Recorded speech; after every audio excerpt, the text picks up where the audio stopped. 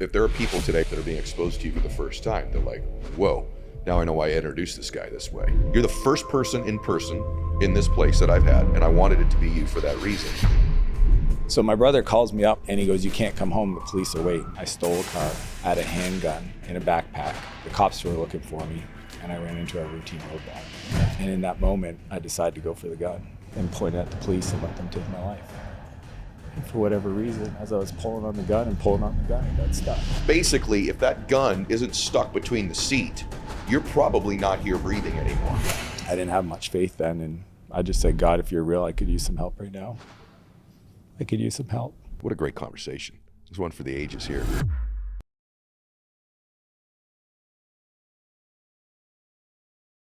So, hey guys, listen, we're all trying to get more productive. And the question is, how do you find a way to get an edge? I'm a big believer that if you're getting mentoring or you're in an environment that causes growth, a growth-based environment, that you're much more likely to grow and you're going to grow faster. And that's why I love Growth Day. Growth Day is an app that my friend Brendan Bouchard has created that I'm a big fan of. Write this down, growthday.com/ed. So if you want to be more productive, by the way, he's asked me, I post videos in there every single Monday that get your day off to the right start. He's got about $5,000, $10,000 worth of courses that are in there that come with the app. Also, some of the top influencers in the world are all posting content in there on a regular basis, like having the Avengers of personal development and business in one app. And I'm honored that he asked me to be a part of it as well and contribute on a weekly basis, and I do. So go over there and get signed up. You're going to get a free, tuition-free voucher to go to an event with Brendan and myself and a bunch of other influencers as well. So you get a free event out of it also. So go to growthday.com/ed. That's growthday.com/ed. All right, welcome back to the show, everybody. I'm so excited today because this is the first interview I've actually done in this location physically that you see on Zoom all of the time. But the real reason that I'm excited is the man that I get a chance to have the conversation with. He's somebody that I believe in a great deal. I'm very proud of. I've been honored to have a chance to coach him behind the scenes the last few years, and I don't take that lightly, the responsibility of coaching somebody. And the reason this interview is going to be incredible today is because this man's content and his knowledge level about so many different topics is so vast and impressive that you're going to enjoy this entire ride today. He's got a book that I read cover to cover in 2 days called Buy Back Your Time. It crushed when it came out originally. Thousands and thousands of copies sold. And he is a serial entrepreneur, unbelievably very wealthy and successful man, but he's diverse in his content and his message. Proud that he's here today. Dan Martell, welcome, brother.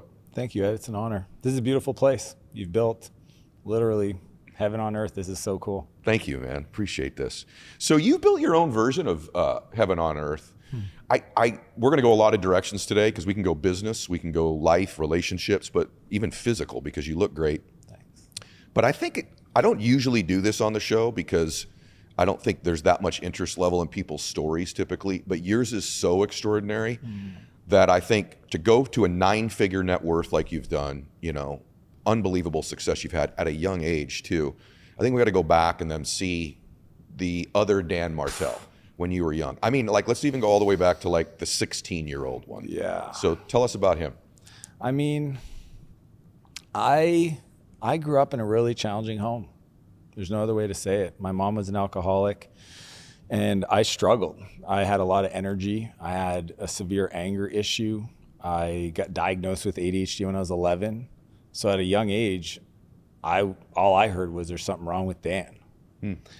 And that caused a lot of challenges for me in school, with my brothers and sisters, with my parents. And at 12 years old, I got taken out of my house due to my anger issue and put into crisis centers. I pretty much was raised in the system, foster care, group homes. And one bad decision led to another bad decision, to a point where I ended up a drug addict as a teenager. And by the time I was 16, I had ended up in juvenile detention twice. It's kind of crazy because it got so bad that there was a point where I didn't even feel like I deserved to breathe the air I was breathing. And I had decided to run away. I stole a car. I had a handgun in a backpack. And I took an exit off the highway on my way trying to get away from the city I was living in, and the cops were looking for me, and I ran into a routine roadblock, and I took off. And maybe I watched too many car movies because I thought maybe I could get away, and ended up in this neighborhood. And But you're in a full-blown car chase. oh, with the full police. car chase. Yeah. I stopped at the roadblock, lied to them, said it was my mom's car. I didn't have my driver's license. And I take off. And I ended up in this neighborhood, and I saw an open garage door. And I thought, again, I'm high and drunk. I don't even know what's going on. But I think to myself, I can, get into that garage. Maybe I could close it. And again, too many car movies. And I came in the driveway going way too fast, and I just smashed in the side of the house. Oh my gosh. And in that moment, I decided to go for the gun. Go for the gun. And point it at the police and let them take my life. And for whatever reason, as I was pulling on the gun, it got stuck. And next thing I knew, the cops ran up and grabbed me. I mean, my feet didn't even touch the ground. They flew across the front yard, and they frisked me and threw me in the back of the cop car. And it was the next morning in this small town jail cell. I woke up. I didn't have much faith then, and I just said, God, if you're real, I could use some help right now. Wow. I could use some help. Wow. So I got sentenced to 2 years. Due to the severity, I had some other things on my record, and I ended up getting sentenced to 5 months in an adult prison. Well, I got sentenced for 2 years, but I was in this adult prison that had a juvenile section in a place called St. John Regional Correctional Center. And anybody that's ever been to prison, it's probably the worst thing you can do to somebody.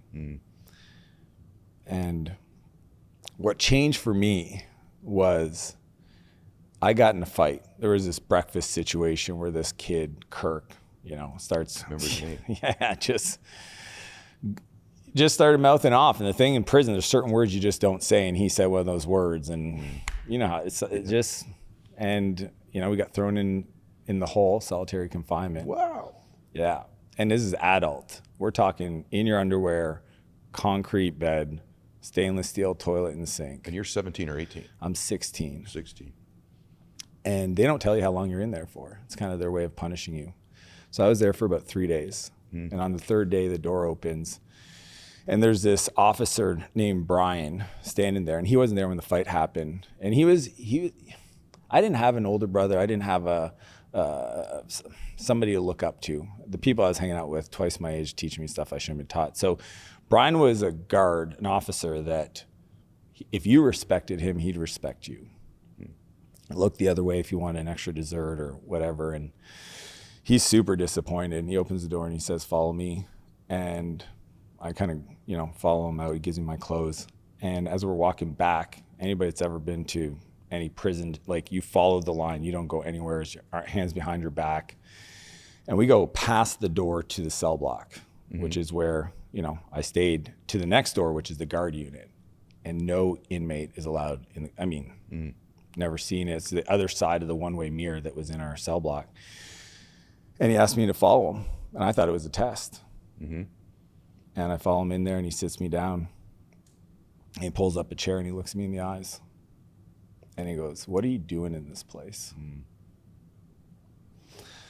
And I said, "What do you mean?" I said, "I got in a fight with Kirk, and they threw us in the hole." He says, "Not that." He goes, "What are you doing in this place?" And I said, "Well, I got in a high-speed chase and, drugs." And he goes, "It makes no sense to me, Dan. You don't belong here. And if nobody's ever told you this, I believe in you. Wow. And you need to get out of here." I remember him saying, "You need to get out of this Brian place." was an angel.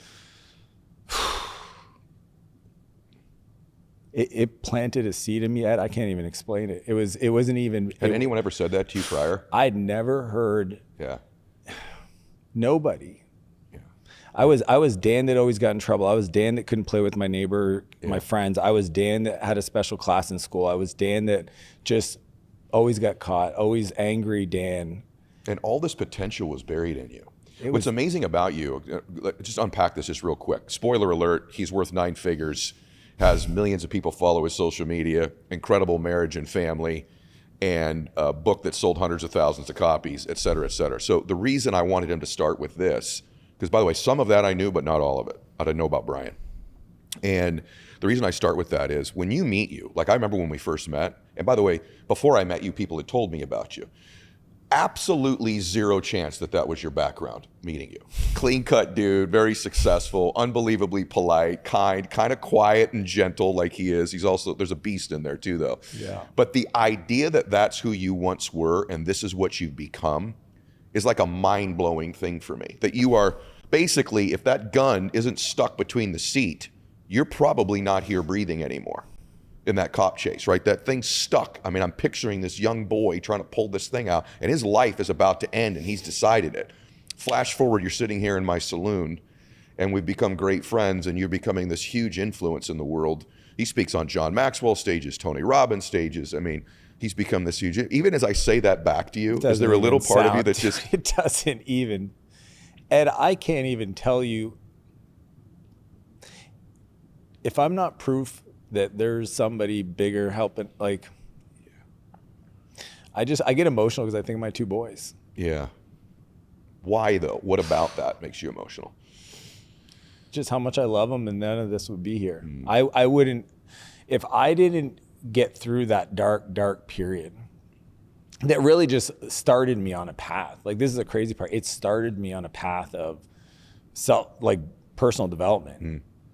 I would have never did the work to become the person who my wife would have even been with. My wife is an angel. Yeah. If I met her a year before I met her, she would not have put up with me. So like, I go back and then I look at my brothers. My brother Pierre, like, we all went through issues as kids. He's one of the most successful real estate guys in Canada right now. So hey guys, I want to jump in here for a second and talk about change and growth. And by the way, it's no secret how people get ahead in life or how they grow. And also taking a look at the future. If you want to change your future, you got to change the things you're doing. If you continue to do the same things, you're probably going to produce the same results. But if you get into a new environment where you're learning new things and you're around other people that are growth oriented, you're much more likely to do that yourself. And that's why I love Growth Day. Write this down for a second, growthday.com/Ed. My friend Brendan Bouchard has created the most incredible personal development and business app that I've ever seen in my life. Everything from goal setting software to personal accountability, journaling, courses, thousands of dollars worth of courses in there as well. I create content in there on Mondays where I contribute, as do a whole bunch of other influencers, like the Avengers of influencers and business minds in there. It's the Netflix for high achievers or people that want to be high achievers. So go check it out. My friend Brennan's made it very affordable, very easy to get involved. Go to growthday.com/Ed. That's growthday.com/Ed. Be a leader. It's more than just taking the helm. It's about setting the standard, taking risks, and plunging into life with determination. For those who lead with a palpable passion and lead by example, there's the Range Rover Sport. Visceral, dramatic, uncompromising. This is more than just an SUV. It's a new dimension of sporting luxury. Each model offers a dynamic, sophisticated take on what it means to drive. Experience the perfect balance of refined sophistication and raw power with Range Rover Sport, where focused on-road performance meets renowned off-road capability. Elevate your driving experience with features like adaptive off-road cruise control, which monitors ground conditions and adapts to every terrain. Feel the agility, control, and composure with dynamic air suspension, and enjoy the smooth handling as adaptive dynamics reduces unwanted body movements. Rise to every occasion and elevate your desires. The Range Rover Sport leads by example, just like you. Discover more and build your Range Rover at LandRoverUSA.com. I want to talk about your brother real quick. So there's this story, because by the way, in all of our lives, if we're looking for them, God does send people to send us a message. He does. I really believe that at different times. Now, whether or not you're open to it at the time, receptive to it at the time, whether it's even the right time, but there are moments in our lives where it can change. By the way, your life could change right now listening to this or watching. You could just make a decision right now that you're going to change your life, and that the lessons we're going to cover in a few minutes, because we're going to go into lessons and tactics and strategies soon, you could make that decision right now. You could already be doing great and go, you know what, there's another level of happiness, bliss, influence, wealth, abundance, success, faith. And you can make that decision as we're talking today too. That's why I wanted you here. It's not by, you're the first person in this place that I've had, and I wanted it to be you for that reason. But one of these other people, and then this shows a lot about you, this story as well, is your brother. And what does $63.50 mean to you when I say that to you? You're going to get me going. Yeah, I want to get you going. My brother is one of the best entrepreneurs. And I know a lot of great entrepreneurs, one of the best entrepreneurs. But when I was a kid, what happened is that I did this break and enter, and that's where I got the gun. I stole it from a house. Wow. I know, I have so much shame around this stuff, Ed. Wow. It took me 15 years to even share this story. I didn't want people to know, but I also realized that is probably one of the most powerful things I have. So my brother calls me up the night, and he goes, "You can't come home, the police are waiting." My mom had found the guns, called the police. And he tells me where to meet him at this old auditorium concrete building, this parking lot kind of out of the way. And we met up there. I was on my pedal bike. He pulls up and he had this old 50cc, road bike that he got when he was 15 or whatever. And he pulls out all the money he had, emptied his pockets, $63.50. And he says, "It's not much, but you got to get out of town." And it just, he never knew for years how much it meant to me. Like for years, I thought, he never said, "I love you." We didn't grow up that way, but it just, the act just had such an impression. And then you fast forward, I think I'm 2 years into my first successful company, close to being a millionaire. And I was putting everything back into the business. I'd save a little bit of money. And I'm 28 years old. It took me a while to find success in business. And my brother calls me up and decides to quit his job. He worked at this place for 6 years. He was a mechanic. He wanted to buy the shop. The guy lied to him. Eventually said, "I'm not selling you the shop." And he says, "Well, I quit." And he calls me, and he never calls me. And I go to his house, and I said, "What do you want to do?"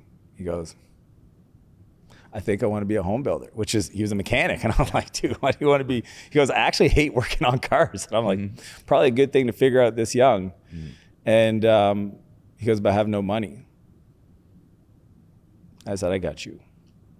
And I wrote him a check for everything I had in my savings account, $173,000. And I said, "Bro, I don't care if you ever pay me this back. Just always make the right decision, and I'll never be upset." My dad found out. He said, "That's the dumbest thing you've ever done. I can't believe you did this. This is how brothers end up never talking ever again." It became one of the most beautiful decisions ever. That is incredible. Yeah. That is incredible. The reason why, though, this is what most people don't know, is because I was invested in him and I, we ended up doing personal development together. You did. We were reading books. We were going to seminars. We traveled around. It was, looking back and just talking to so many people that didn't have that kind of relationship with their brother, it's one of the things I'll always cherish. This reminds me a little bit of where I want to go now. I want everyone to have the stage set. That is an insane story that he gives you $63.50 out of his pocket, gives you everything. You come back years later, give him everything out of yours, but it's $173,000, right? But it's rare that you get a chance to have two high-functioning entrepreneurs and personal development people in a room together. It is. And I had a chance earlier this year, Andy Frisella and I sat in his bar for my show. And one of the best. Yeah, it was one of the best podcasts ever. Yeah. And we just kind of chopped it up a little bit about tactics and strategies, thoughts, concepts, whatever. And you and I have obviously talked a lot about this behind the scenes because I was honored you chose me to help coach you. Heck yeah. And I've watched you take things to a level that are even beyond even what I saw for you this quickly. And so let's start about that. I look back like on my life because I you know about my story, and there's a part of me like it's hard to explain what happened with me. Like that's the weird thing about our space is like, let me give you all the steps, but there's a big part of it that you can't explain. And all I can feel in that moment is God's grace. That literally I have this dream that I have when I pray where God literally picks me up and carries me and then just puts me back down in a particular place. So I just got goosies telling you that. So I know that's an important part of your life. The other part of it though that I can conclude is that I worked much harder on myself for many years than I actually did at my business skills for a while. And I want you to talk about that a little bit. Like how important is it that someone truly, like you just said, you and your brother, invests the real time in working on themselves? Talk about that for a second. I think most people would be super unimpressed with me if they knew how much effort went into becoming who I am. Like I worked at. I don't actually think I'm that skillful. I'm just willing to do the work. on a daily basis. And even in business, it took me 7 years to finally ever make a profit. And that was 2 failed companies. I think most people, when they start in business, the first 5 to 7 years is just to get good. Yeah. Like just to get good. And some people want to be rich right away. I agree. Like Don't you think social media contributes to that? I see it all the time. Like these kids that come up to me and they're like, I want to be this literally 16-year-old kid said, I want to be worth 100 million by 30. I was like, I don't know how, good luck. Yeah, right. I mean, like, I don't know you, but it's going to require some deep work because you emotionally, skill wise, you just don't have it. It's going to take that. Yep. So, and anytime I go speak to like the detention centers, to at-risk youth, they're always asking me like, what is it that made you different? And it was just that, and I learned this from Jim Rohn, we don't create success, we attract success. Like you have to become a person who can bring into your world and I think this is interesting. I think most people feel guilty when they attract it. So I have a friend, she naturally has this essence where people want to help her. And she pushes it away sometimes, self-sabotage, because she doesn't feel worth it. I relate to that. I've never said that on a show before. And I didn't realize I had that until maybe the last 3 or 4 years. But I think I've never thought that about me. Like I've worked hard on myself, my identities, this or that or the other thing. And I think there's different elements. I've never said this, so we should talk about this on any show ever, including my own. I've worked really hard on my own identity to the point where I can attract success, right? Like you've just said, and feel that, people want to help you. People want to help me. However, I think there's been this little element from trauma when I was a little guy that I haven't fixed that is quietly working oddly behind the scenes to sabotage my success. And I didn't realize it until maybe even this year, where then people go, well, that's impossible. You've had all this success. Well, maybe I could have had more. Maybe I could have enjoyed it more. Maybe I could have created less chaos and stress along the way. But I think that dude is still sometimes there even for me. Do you have any of that, or is that dude gone forever? No, he's always there. I have Really? to go. I go to God. I have to go to God. Me too. I have to. Yeah. I ask myself several times a day a question that keeps me on track. Because if it was left to Dan, trauma Dan, issues, feeling like he's worth nothing, I would self-sabotage. And that question is, how can I appreciate even more God's grace and guidance in this moment?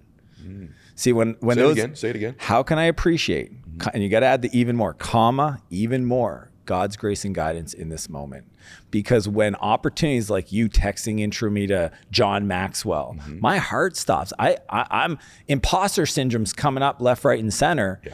And I gotta go, how can I appreciate this moment even more? God's grace. God's guiding me. And it's interesting because I think he on purpose closes doors that we're not supposed to, and we don't realize it, but that's the only way he can guide us into those positions where we can have other people's support. So the idea of, okay, my agreement to myself is every day I will control the controllables. I will work on myself. I will do all caps, the work.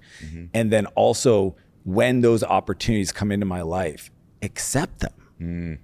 I just had such a hard time. People would want to help until my book came out. Okay. But a year and a half ago, I didn't ask anybody for anything. Ever before. I could feel that. I could tell. Never. I could tell even when we were coaching, regularly, monthly, your discomfort with even asking me for an introduction to somebody Never or did. anything like that. Yeah. Why did you write, why of all the books though, now, did you write Buy Back Your Time? That's, by the way, it's outstanding. It's not a book like, oh, good concept, like actual tactic after tactic, but why does that matter? Do you feel like you found a good rhythm in your life of time, productivity, all that other stuff? And what would be one thing you'd share from it? Yeah. Everybody that asks me about the tactics of the business side, I can go strategy on execution, but none of that's possible without building a business I don't grow to hate. And I did this to myself. My first success where I became a multimillionaire, I built a business that I became a prisoner to. Yeah. And it was so painful that weight that it caused me my relationship, it cost me my health, it cost me my parents didn't even want to talk to me. I was just so in it and I didn't know why it was working. I was scared it was going to fall apart, Yeah. that I just did what I could do. And what happened is that I had to learn how to, because I feel like, Ed, you're the same way, man. Like when we do something, we're in. I'm looking at this property and I'm just like, okay, this is Ed's in. And well, how do I do it in a way where I don't wake up one day and just absolutely sabotage my whole life? I got 2 young boys. I've got a wife. I've got friends. I've got commitments I've made to people. And I had to figure out a different way to do it. So the big premise of the book, the buyback principle, is we don't hire people to grow our business. We hire people to buy back our time. Because if we hire people to grow our business, it sucks our time. But if we use our calendar first to figure out where we're spending our time and hire people to get that time back, then the bigger we grow, the more time we have. Most people have a hard time letting go. I was one of those people. And every time that I messed up, I got overwhelmed. I created chaos in my life. I had to go back to my calendar and just figure out. And for a lot of people, it's very inexpensive. You just got to be willing to realize that you're not that important. Like I used to think if I didn't touch it, it's going to fail and I got to be involved in this. And can you invite me to that meeting? And before you approve that, can you call me first? And talk about bottlenecks are called bottlenecks because they're at the top. Is it worth it, this level? Because you're at a real high level. And be honest, like if it's not, tell me. Like right now, you were just at Tony's event. You were with Maxwell before that. You're flying here to see me. Yeah. You know, you got a team. You got now I guess I'd call it pressure of notoriety of being on social media. I know what this is like. You have to manage your own money. You know, there's things that come with the trappings of it. I just had a guy that I was interviewing. I think if I interviewed him or not, or I'm prepping for an interview, he goes, the happiness zone, believe it or not, is people that lack financial resources typically are unhappy because they're struggling most of the time in their life and suffering. Then the mega wealthy are actually also equivalently not happy because of all of the trappings that come with massive abundance. His theory was the people that are the most happy have their financial means met plus a little bit more. My experience has not been that. My mega wealthy friends, and you're one of them, half are really, really miserable. The other half are not. They live in abundance. They give. They contribute to people. Is it worth it? And be honest about it. Everything that comes with it, mentally, physically, emotionally, that comes with having to be at your level. It's a beautiful question. I think one of the biggest flexes that you could have is a life you're proud of. And I'm so proud of my life because I did the work. Because I realized that I don't want to stop creating. And I think, and the subtitle of my book is Build Your Empire. I want entrepreneurs to build a business. So this is what empire, my definition is a life of unlimited creation you never have to retire from. And is it worth it? It's not easy, but I don't want easy. I didn't choose easy. I'm proud I'm willing to do hard things. And having the resources, I mean, I just got back speaking in Miami at these events, but in between events, we're going to detention centers. And when I'm talking to these kids and I know what I look like and I know that they look different than me, but I tell them like at 15, I was in the place just like this. And a kid comes up to me afterwards, he shakes my hand and he says, "You're the first millionaire I've ever met." Wow. Oh, all the time. All the time. These kids have never, and they're like, now they're not listening to me if I haven't done anything with my life. Right. See, that's the challenge. Why nobody actually will listen or care until you win. It's true. So how about we win? I think it's worth it. I think when I look back at the opportunity I had, as you talk about often, to be the one. Yeah.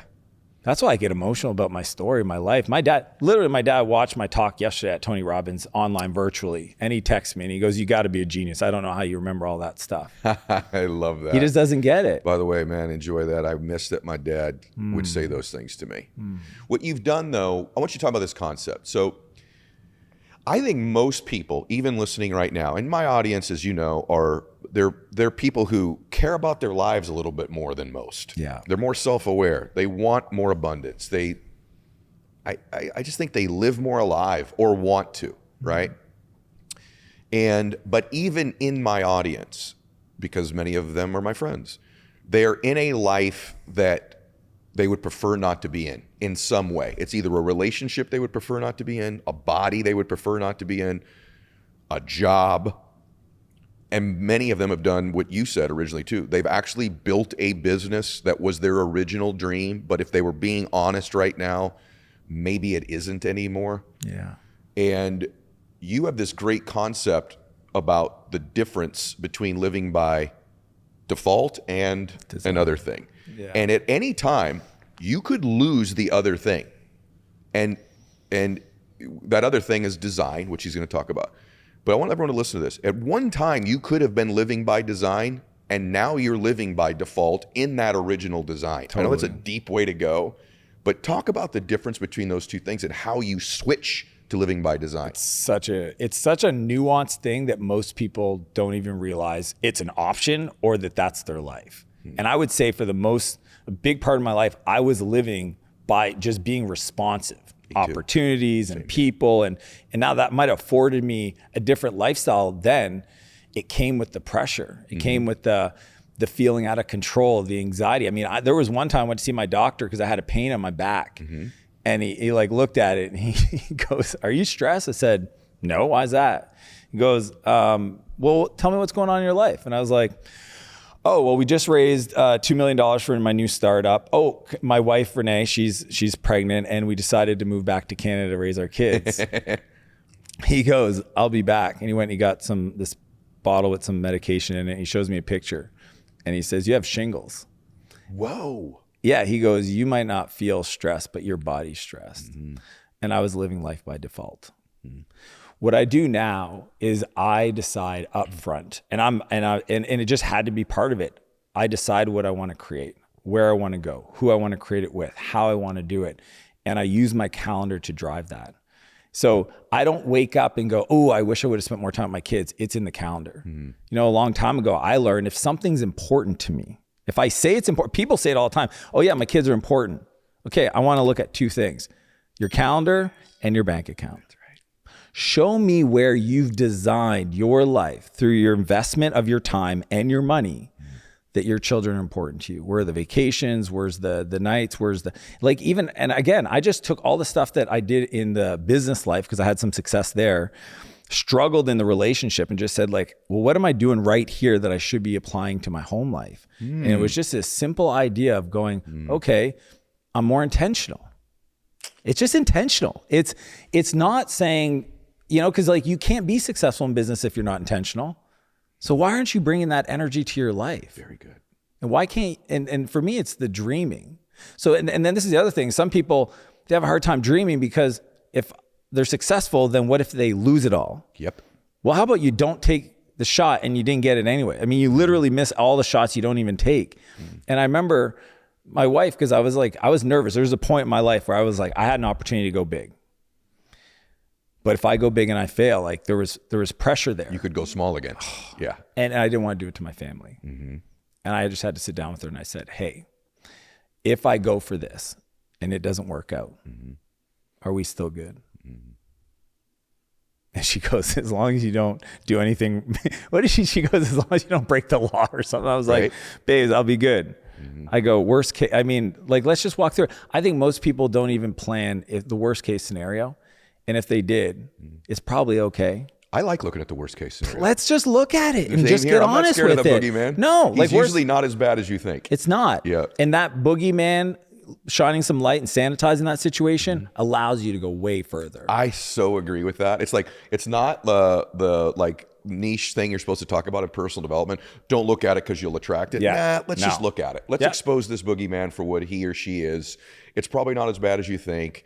And once you can deal with that, now you're so strong to go past it. So if there's one thing I struggle with in my health, it's staying properly hydrated, because I think we all have an underestimation of what real hydration is. And that's why I love Element. See, healthy hydration isn't just about drinking water. It's about water and electrolytes. You lose both water and sodium every time you sweat, which if you work out, you sweat a lot. Both need to be replaced to help prevent muscle cramps, headaches, and energy dips. So the solution isn't to stop drinking water. It's to drink water plus electrolytes, and that's why I love Element. Element has enough sodium, potassium, and magnesium to help get you feeling and performing your best, and you need those things. Plus, it doesn't have any sugar in it, artificial colors, or any dodgy ingredients in it that are going to make you feel bad or are bad for you. Element came up with a fantastic offer for us. Just go to drinkelement.com/Mylett to get a free sample pack with any purchase. That's drinklmnt.com/Mylett. These statements and products have not been evaluated by the Food and Drug Administration. These products are not intended to diagnose, treat, cure, or prevent any disease or condition. Hey guys, when you think about businesses growing beyond their forecast, you could think about something like Feastables by Mr. Beast, right? Or even a legacy business like Mattel. And obviously you think about the product they have to have and branding and the influence and all that other stuff. But what most people don't think about enough is the behind the scenes. And the behind the scenes of businesses, things like making things easier for shoppers, buying, etc., is really simple. And for millions of businesses, including mine, that business is Shopify. I don't even know what I would do without them. When it comes to my books, my gear, basically everything we do goes through Shopify, just like Mr. Beast or Mattel or many of the other big brands that you know. So nobody does it better than Shopify, #1 checkout place on the planet, and the not so secret Shop Pay, which boosts conversions by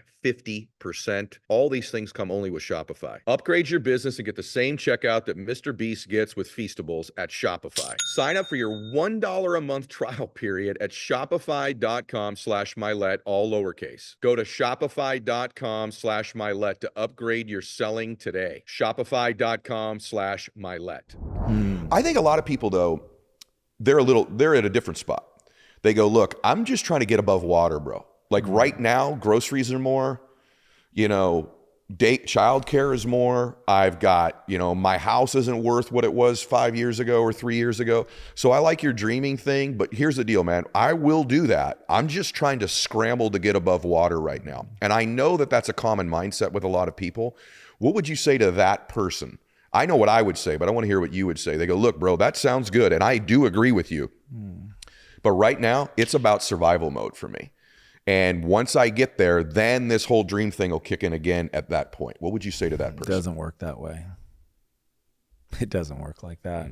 Oh man, I wish and that's the conversation I absolutely love having face to face with another person because it sounds logical.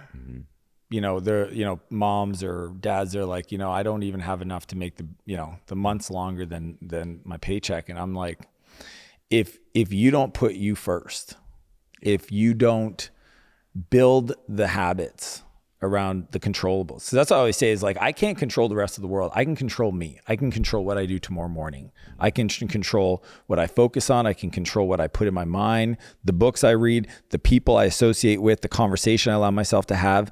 And if I do those things, I have to have trust. This is where it goes back to becoming somebody that attracts into their life. Everything else will be the same. If I can just be the person that builds that confidence of the future that it could happen by just being consistent. I think consistency is like the #1 habit that most people just can't do long enough. Like they can't, it's crazy because they'll be right there where it's going to be a breakthrough and then they self-sabotage. And it's like, you know what, I've heard so many people say this, like 1,000 days. I think Andy says this, 1,000 days of just doing a thing every day to work on you. One of the things that I've noticed for sure is this idea of the consistency long enough. I cannot tell you how many people, man, I've watched get so close and they just fatigue. And I think the reason they fatigue is there's no external proof yet. So they don't get, people look for a lot of things. #1, and I want you to talk about this. #1, they look for the external, like, hey, there's no evidence. Like my bank account isn't bigger. Our sales aren't up. My body hasn't changed yet the way I want it to. Or they're obsessed with getting support from the people around them. Still my spouse hasn't bought in. Still my parents haven't bought in. Still my friends think I'm crazy. And it just wears them down because they're like, no, if I just keep. And I feel like, at least in my case, I'm like, look, they're probably not going to support you until you win.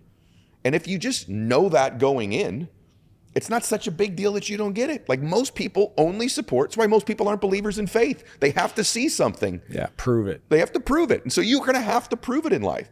But I think what you just said is so factual, brother, because not only have to be consistent, long enough. Can you be patient long enough and deliberate long enough and basically wear everybody else out, right? Like wear them out. That's the thing about you. You flew in here today. I'm on Instagram. Bam, you're at the gym, right? Like Don't miss. over and over and over again. So talk about this. What do you do to stay consistent now? Because you don't have to anymore.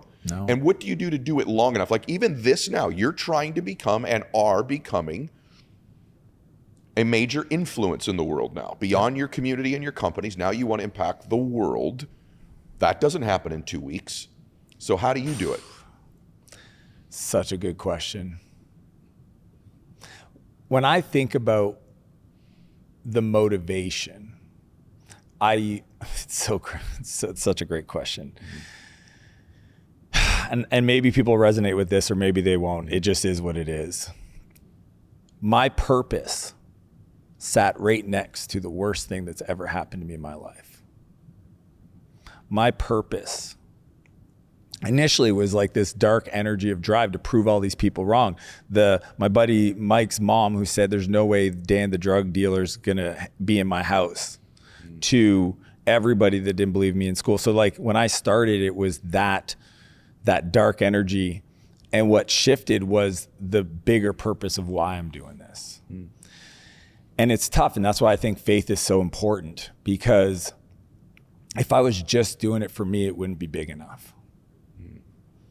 And I'll be honest, even if I was just doing it for my family, I don't think it'd be big enough. Not this level. As you know, at this, like, man, it's gonna ask the world. If you wanna do stuff at the highest level, it's gonna ask everything. Like every cell. And not only that, it's gonna ask of things that you don't even have yet that you better go figure out as fast as you can, because you're gonna need it next week. Like the capacity I have, and you say this all the time, your capacity is expanded at your extremities. That's right. And the reason for me why it's so important is I know my desire to serve other people is my true north, that energy, that focus. And I don't have today what I'm gonna need to do tomorrow. Yeah. I just know I don't have it. So not only do I have to be consistent on the daily today, hitting the gym, eating clean, doing all that stuff to have the energy, but I gotta be feeding my mind. I gotta be around people. I gotta continue to audit my words and try to figure out like, where's my next opportunity? Because I just don't wanna, man, could you imagine you have an opportunity to be on like the biggest show in the world, back in the day, Oprah. Mm-hmm. Let's say you write a book, magically it becomes a best-selling book, and Oprah chooses you to gift it at Christmas time to all her friends, and you're not ready. Mm-hmm. And I just think people, I honestly believe, because I see it around me, some people are actually presented the opportunities as black and white, it's right there. Mm-hmm. And they weren't ready to capitalize on it. I think so too. I think all people are presented an opportunity or two in their lifetime, and either A, they're not ready, or they have not worked on themselves to the point where they even acknowledge and recognize it. They don't see it. They didn't recognize Brian when he showed up like you did. They didn't recognize it. They didn't recognize they needed a coach at the time that you decided to work with me. They don't recognize that business idea when it comes their way because they are not self-aware enough at the time. They have not worked on themselves with their filter. That question that you ask yourself about God's grace, what that does is, earlier when you were covering that, I thought it just changes your whole filter of the world. And you begin to see things that were always there that you were oblivious to before. And when you really work on yourself, what ends up happening is your filter of the world changes, and you begin to see the people, the places, the things, the questions, the opportunities, the tactics that were there probably before that you were oblivious to. And so that's why the work on yourself matters so much, because it changes the filter. And so someone listening to this goes, that's not true. They've never come my way. That's your reality. That's your reality. And it's actually true. You're right, because you are creating that reality. But if you would work on yourself and change things in your associations, your identity, get a coach, do whatever it is, the filter changes. And what you'll think when it happens is, oh my gosh, it just magically happened. It just happened. Or that you've attracted it. Yes, you've attracted it, but I promise you, there were other people that had come along before that were there to serve you, to change your life, and you missed it. And if you become open to it, it'll change. So let me ask you this. Let's do business tactics, because we can go everywhere with you.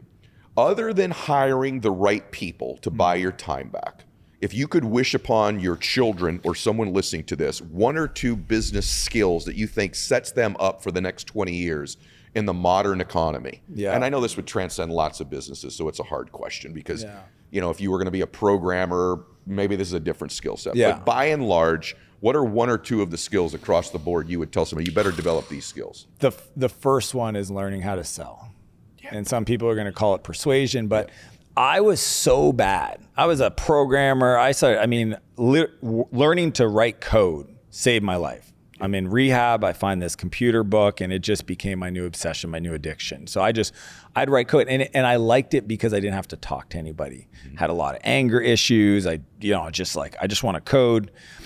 The challenge is that's not how you build a business. And learning to convince somebody else that your solution is the right solution, that is a skill. I was so bad at it. I remember, Ed, I was trying to get somebody to buy from me and it just got no, to the point where I was like, all right, I'm going to start reading sales books. I think the first book might've been a Brian Tracy book and then Tom Hopkins and then Zig Ziglar. And then, and I couldn't even read them because it was so foreign to me at the time as an introverted-ish programmer that I would just drive around in my car with the audio CD as a forcing function to listen for hours, 5-6 hours at a time. No place to go. I would just drive weekends, just listening to these books to try to learn the skills, like how to pattern match and how to talk. Like I was so socially awkward that it was the skill that then became the leading skill for everything else. Hiring people, getting investors, finding my wife. You can't, I'm a single guy if I don't learn how to talk. Selling is like the foundational skill for people. If they can just understand that it is about communicating a desire to help, and the person who has the most certainty is usually the person who's going to walk away with the opportunity. And it's just a beautiful place to get to, I think. So I would say number one skill that I had to work really hard with is sales. And then the second one is people. And Ed, it took me a while, man. I was my first company, I ran so hot. Yeah, I'm not proud of, there's meetings because I didn't know any better. Same here. It's just when things weren't going the way I wanted them to, I only had one thing to grab for. And which was anger. Oh, yeah. And until it worked out, that was the only thing. And then I realized that is such a hard way to build a big business because you're always burning through people. And continuity is a competitive advantage. Having people in your life for decades will shift everything. So I had to learn how to work on my emotional shrapnel that I was creating emotional shrapnel around me. It was a point where I spent time, therapists, coaches, reading every leadership book, right? That's how I got turned on to John Maxwell's work. It was just, I needed to be a better leader. Turned out I had to learn how to lead myself, how to separate the meaning I was associating to these scenarios because I would just see red, wasn't required. If I could actually, in a situation, not be emotionally triggered, the upper hand I would have. So for me, I think most people, and I see this today, people self-sabotage themselves because of their emotions, not because the opportunity's not there, not because the market's not there. It's because they overreact and they just showed their hand. I'm not going to get into business with a person that on a little thing, they go nuclear. I mean, this is little. We're talking $10 million. When this thing gets big, like you're uncertain.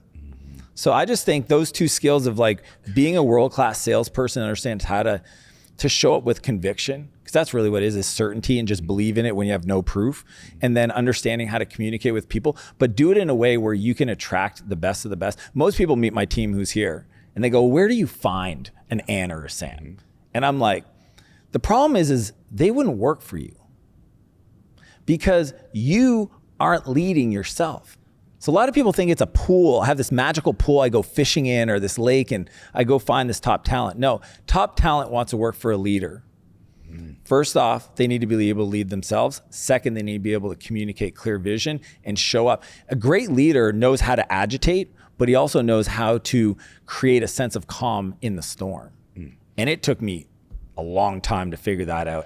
This is still an area because that's the only thing that caps what I can create as talent. You know how when you're doing interviews, because you do them too, you go, that's one of the best clips for Instagram. Like I'm listening to that answer right there and I'm like, okay, that was like, because I wouldn't have answered it as well as you, more than likely, but that would have been my answer as well.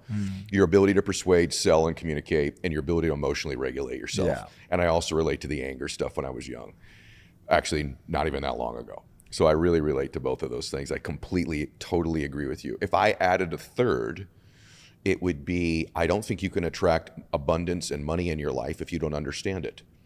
And so I want you to tell them about your barber. And yes, I do my research, right? Because I think this is a huge lesson right here for everybody. And if I could give you the list, it would be, you better be able to persuade, sell. I don't care what the career is. Even to get the job, you need to have that. I agree, B, completely with emotional regulation, being able to control that and love and deal with people. And third, I think no one talks about this anymore, but most people never learned about money in their entire educational system. And I know very successful people that are not wealthy still, that people on social media think are wealthy because they still don't understand money. The money so side. Tell them about your barber. This is a really good kind of just metaphor for the whole It idea. was such a beautiful lesson. I think I was like 24, 23. And I had heard that my barber had won the lottery, but like real money, like $1 million+. But he was still cutting my hair.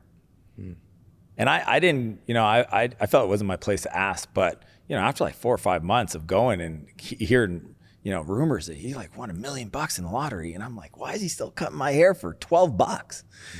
And I remember his name was Phil. He's cutting my hair. I said, Phil, can I ask you a question? He said, yeah. I said, did you win the lottery? Yep, Dan, I won the lottery. I said, I don't want to be rude. Is it rude for me to ask you, then why you cut my hair? I don't think you like me that much. And he goes, Dan, if I would have known better, I would have done something different. I said, what'd you do? He said, well, I got the money, bought myself, my wife, my kids, new cars. I paid off the mortgage. I brought the whole extended family on this big cruise. I bought a bunch of stuff I probably didn't need to impress people I didn't like. And when it was all said and done, $1 million doesn't go that far. And I'm still cutting hair. He said if I would have known better, I would have just bought an apartment building and called it a day. And I remember hearing that and realizing that it wasn't even the money. It was his mindset around the money. How so? So most people, he didn't believe he deserved that $1 million. And when you don't believe you deserve something, you work really hard to get rid of it. And that's what happened. He had a belief that, I got to take care of everybody else, and he put himself second. He didn't understand how to manage it. He was scary of everybody because people was like, oh, somebody's going to steal it from you. So he didn't want to talk to a financial. It's just, and I get it because if you've never grown up in it, I mean, I grew up and I learned things from my parents that made it really hard to even write that book. The idea that if you want something done right, you got to do it yourself. And that, don't every dollar you spend, it's not what you make, it's what you earn, or it's not what you make, it's what you keep. That one kept me like really struggling for a long time because I wouldn't spend any money to get any leverage, which meant I was doing everything. Yeah. Because a dollar spent is a dollar that I didn't get to keep. But the whole point of life is to experience it, to buy time back so that you can have the time to be with your family and be present. And I just think that I got lucky that not only did Phil open up that, what did he miss that I don't want to miss when I become wealthy? And I just started, again, I just went back to books. I started reading books about money mindset and how to manage my wealth. And I had some mentors. I had an early mentor. This guy was incredibly wealthy in the technology space. And I remember after I sold my first company, and I was like, I hired a banker and wealth management team. And he goes, my rule is you take half of it, that goes away. The other half's for the other stuff. The other stuff is your next company. Because he said, Dan, it's really easy to make money. It's hard to keep it. True. He said that. He goes, I can tell you all my friends that have sold their technology companies, made a bunch of money, millions of dollars, and 5-6 years later, they got to go do another one or they got to get a job. They got to go work for Microsoft because they didn't know how to manage it. Right. So his whole philosophy was like, for every dollar you make, 50% you lock and load, no risk, low risk stuff, and then you use the rest to kind of build your vision for your life. And that's a great story. Had Phil told you, hey, I'm still cutting hair because it's what I love and it's my passion, that would be cool. But the fact that he did it because of necessity, right? And you learned a different lesson. Okay, 2 questions left. You've hired a lot of coaches. How important is it, do you think, that someone find a mentor, whether they actually hire them or they follow them or whatever it is?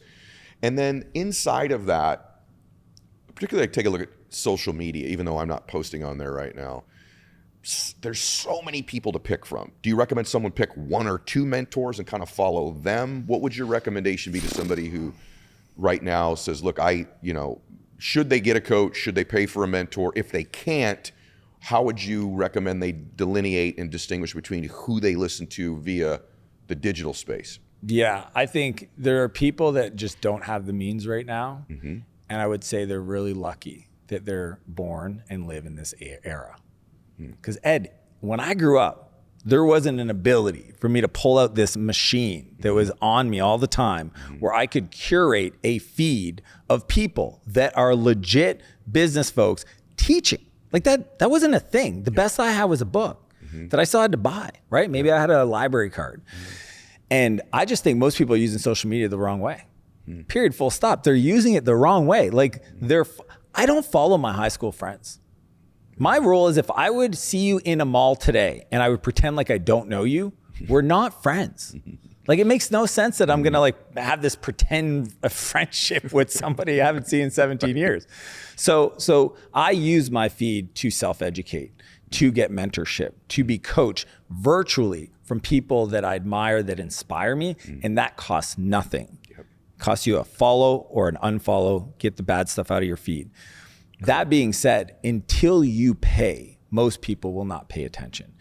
And I believe this. I remember when I, wired the money over to work with you, I knew the transformation happened at the transaction. And the reason why is because when we invest in ourselves, we tell ourselves a story. I'm worth it.